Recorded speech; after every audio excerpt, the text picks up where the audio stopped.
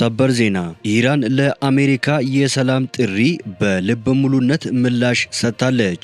የመካከለኛው ምስራቅ ውጥረት ይፈታል ተብሎ ሲጠበቅ ይበልጡኑ ጠብቆ ከረዋል። የአሜሪካው ፕሬዝዳንት ዶናልድ ጄ ትራምፕ በኢራን ምላሽ በጣም ተናደዋል። ኢራን ለ47 ዓመታት አሜሪካንና መላውን ዓለም ስታታልል ቆይታለች። ኢራን ከእንግዲህ አትስቅብንም፣ እኔ እንደ ባራክ ኦባማና እንደ ጆ ባይደን አይደለውም ሲሉ በንዴት ተናግረዋል። ኢራን በበኩሏ የምንደራደረውና የምንወያየው የኢራንን ሕዝብ መብትና ብሔራዊ ጥቅም በቆራጥነት ለማስጠበቅ ነው ስትል ተናግራለች። ውጥረቱ ከረረ። የዓለም ማህበረሰብን የሚያስጨንቅ መልእክቶች ከኢራንና አሜሪካ እንዲሁም ከእስራኤል መሰማት ጀመሩ። ፕሬዝዳንት ዶናልድ ጄ ትራምፕ እንዲህ አሉ። ሲጀመር በኢራን ካደረግነው ዘመቻ 70 በመቶ የሚሆነውን አሳክተናል፣ ቀሪውን እርምጃ በመውሰድ እንጨርሰዋለን ብለው ዓለምን ሲያስጨንቁ፣ የእስራኤሉ ጠቅላይ ሚኒስትር ቤንያሚን ኔታንያሁ ደግሞ እንዲህ አሉ። ጦርነቱ አላበቃም፣ ምክንያቱም አሁን ከኢራን መውጣት ያለበት የኒውክሌር ቁሳቁስና የበለጸገ ዩራኒየም አለ። ይህንን የኒውክሌር ቁሳቁስና የበለጸገ ዩራኒየም እንዴት ነው የምታወጡት ተብሎ ሲጠየቁ ጠቅላይ ሚኒስትር ቤንያሚን ኔታንያሁ በማያወላውልና በቆራጥ አንደበት ገብተን እናወጣዋለን ሲሉ ምላሻቸውን ሰጥተዋል። ውጥረቱ በዚህ ብቻ አላበቃም። አሜሪካ በእስራኤል ግዛት ቋሚ ጦር ለማስፈር ማሰቧን አሳወቀች። ኢራን በበኩሏ ለፈረንሳይና ለዩናይትድ ኪንግደም የጦር መርከቦቻችሁን ወደ ሆርሙዝ ወሽመጥ እንዳትልኩ ስትል አስጠንቅቃለች። ውድ ተመልካቾቻችን ከመካከለኛው ምስራቅ ውጥረት ተጨማሪ ሌላ ውጥረት ደግሞ ከኢትዮጵያ ድንበር ተሰምተዋል። የሱዳን የእርስ በርስ ጦርነት ወደ ኢትዮጵያ ድንበር እየተስፋፋ መሆኑ ተሰምተዋል። ደቡብ ሱዳን በኢትዮጵያ ድንበር አቅራቢያ የሚገኘውን የግብፅ ወታደራዊ የጦር ሰፈር መዝጋቷ ታውቋል። ሁሉንም በዝርዝር ታደምጡታላችሁ።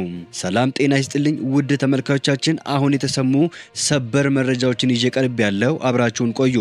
በቀጣይ ፈጣንና እውነተኛ ሰበር መረጃዎችን በፍጥነት ለመከታተል ቻናሉን ሰብስክራይብ በማድረግ የዶል ምልክቷን በመጫን አሁኑኑ ቤተሰብ ይሁኑ። ይህንን መረጃ ደግሞ ላይክ በማድረግ ቤተሰብነታችሁን ማጠናከር ይችላሉ። አሁን መረጃዎቹን በዝርዝር ወደ እናንተ እናቀርባለን። እስከ ፍጻሜው አብራችሁን ቆዩ።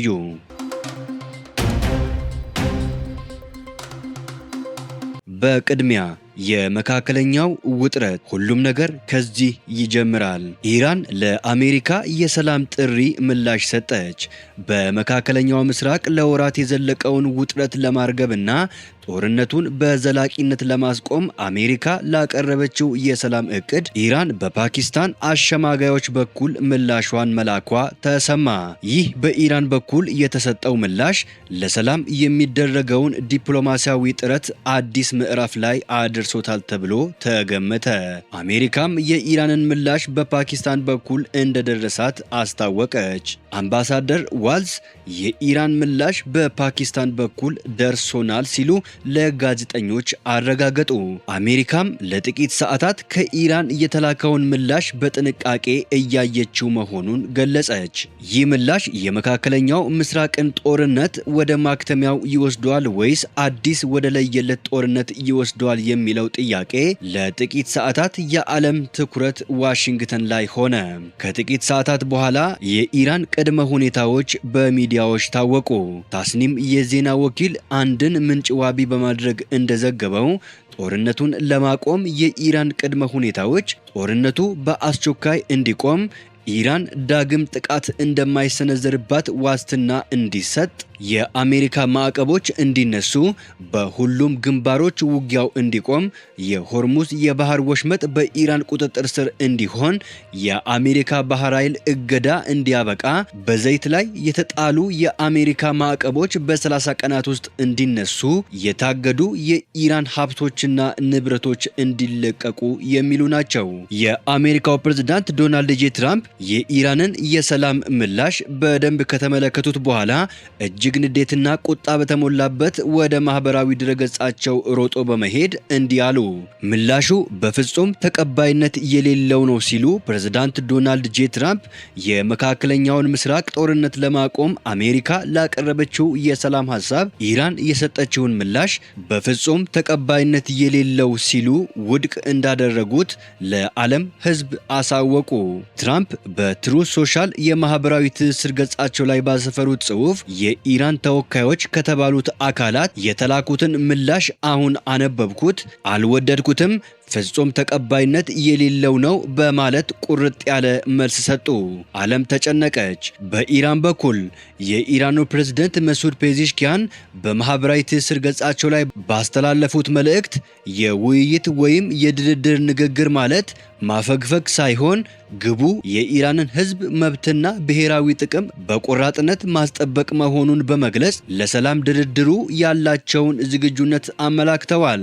የአሜሪካው ፕሬዝዳንት ዶናልድ ጄ ትራምፕ በበኩላቸው 70 በመቶ የሚሆነውን ግቤን አሳክቻለሁ አሉ። የአሜሪካው ፕሬዝዳንት ዶናልድ ጄ ትራምፕ አሜሪካ በኢራን ላይ ካቀደቻቸው ግቦች መካከል 70 በመቶ ያህሉን ማሳካቷን አስታወቁ። ፕሬዝዳንቱ በሰጡት መግለጫ እስካሁን በተከናወኑ እርምጃዎች የሚፈለገው ውጤት እየተመዘገበ መሆኑን ገልጸዋል። ፕሬዝዳንት ትራምፕ አክለውም በቀጣይ ጥቃት ሊሰነዘርባቸው የሚችሉ ሌሎች ተጨማሪ ኢላማዎች መኖራቸውን አስታውቀዋል። አሜሪካ ጥቅሟን ለማስከበርና የክልሉን ደህንነት ለመጠበቅ አስፈላጊ በሚሆንበት ጊዜ እርምጃ ከመውሰድ ወደ ኋላ እንደማትልም አጽንኦት ሰጥተዋል። ይህ የፕሬዝዳንቱ መግለጫ በሁለቱ ሀገራት መካከል ያለውን ውጥረት አባብሶታል። ዓለም አቀፉ ማህበረሰብም ሁኔታውን በትኩረት እየተከታተለው ይገኛል። ኢራን የሰላም ምላሽ መስጠቷን ተከትለው ፕሬዝዳንት ዶናልድ ጄ ትራምፕ ማስጠንቀቂያቸውን በመቀጠል በትሩዝ ሶሻል ማህበራዊ ገጻቸው ላይ ባጋሩት ጽሑፍ በንዴት እንዲህ አሉ። ኢራን ከእንግዲህ አትስቅብንም። ኢራን ለ47 ዓመታት አሜሪካንና መላውን ዓለም ስታታልል ቆይታለች። በመጨረሻም ባራክ ሁሴን ኦባማ ፕሬዝዳንት ሲሆኑ የፈለገችውን አገኘች። እሱ ለነሱ ጥሩ ብቻ ሳይሆን ታላቅ ነበር። እንዲያውም ወደ እነሱ ወገን በመጠጋት እስራኤልንና ሌሎች አጋሮችን አሳልፎ ሰጠ። ለኢራንም አዲስና ጠንካራ የህይወት መስመር ዘረጋላት። በመቶ ቢሊዮን የሚቆጠሩ ዶላርና 1.7 ቢሊዮን ዶላር ጥሬ ገንዘብ በበረራ ወደ ቴሄራን ተወስዶ በብር ሳህን ላይ ቀርቦ ተሰጣቸው። በዲሲ በቨርጂኒያና በሜሪላንድ የሚገኙ ባንኮች በሙሉ ተሟጦ ነበር።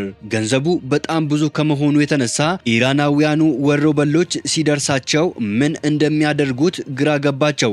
እንዲህ ያለ ገንዘብ አይቶ አያውቁም፣ ዳግመኛም አያዩትም። በሻንጣና በቦርሳ ተሞልቶ ከአውሮፕላን ሲወርድ ኢራናውያን እድላቸውን ማመን አልቻሉም።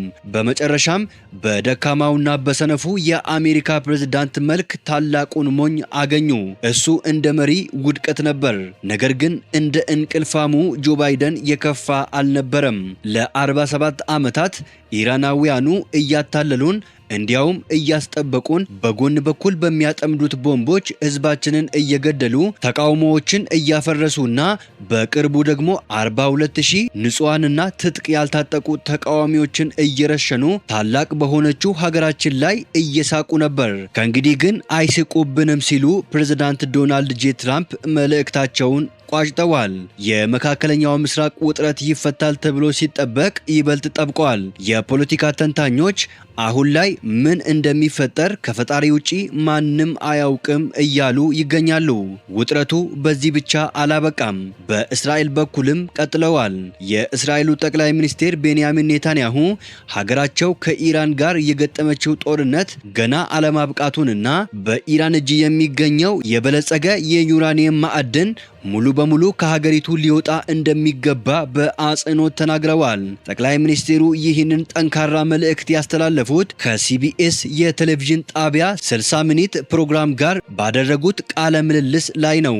በዚህ ቃለ ምልልስ ጠቅላይ ሚኒስትር ቤንያሚን ኔታንያሁ እስካሁን የተደረገው ወታደራዊ እርምጃ ትልቅ ስኬት እንዳመጣ ቢገልጹም ጦርነቱ አላበቃም፣ ምክንያቱም አሁንም ከኢራን መውጣት ያለበት የኒውክሌር ቁሳቁስና የበለጸገ ዩራኒየም አለ ሲሉ አስጠንቅቀዋል። ከኒውክለር ስጋቱ ባሻገር ኢራን የምትደግፋቸው ተኪ ታጣቂዎች መፍረስ አለባቸው፣ የዩራኒየም ማበልጸጊያ ጣቢያዎች እንዲሁም ኢራን ልታመርታቸው የምትፈልጋቸው የባላስቲክ ሚሳኤሎች አሁንም እንደ ስጋት መቀጠላቸውን አብራርተዋል። ምንም እንኳን እስራኤል የኢራንን ወታደራዊ አቅም በከፍተኛ ሁኔታ ማዳከም ብትችልም አሁንም ልንሰራው የሚገባን ብዙ ስራ አለ በማለት ቀጣይ ወታደራዊና የደህንነት እርምጃዎች ሊኖሩ እንደሚችሉ ጠቁመዋል። ጠቅላይ ሚኒስትሩ በንግግራቸው ላይ ኢስፋሃን በሚገኝ የመሬት ውስጥ ጣቢያ ተደብቆ ይገኛል ስለሚባለውና ለጦር መሳሪያ መስሪያነት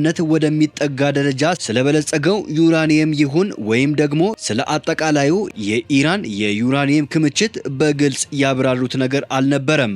ሆኖም ግን ይህ በከፍተኛ ሁኔታ የበለጸገ አደገኛ ቁሳቁስ እንዴት ሊወጣ ይችላል ተብለው ለተጠየቁት ጥያቄ ጠቅላይ ሚኒስትር ቤንያሚን ኔታንያሁ በማያወላውልና በቆራጥ አንደበት ገብተን እናወጣዋለን ሲሉ ምላሻቸውን ሰጥተዋል። የጠቅላይ ሚኒስትሩ ምላሽ የሁለቱን ሀገራት ቀጣይ የጦርነት ምዕራፍና የእስራኤልን ቀጣይ እቅድ ፍንትው አድርጎ የሚያሳይ ሆኖ ታይተዋል። ከዚህ በመቀጠልም አሜሪካ ያልተጠበቀ ውሳኔ አሰምታለች። አሜሪካ በእስራኤል ግዛት ቋሚ ጦር ለማስፈር ማሰቧን አሳወቀች።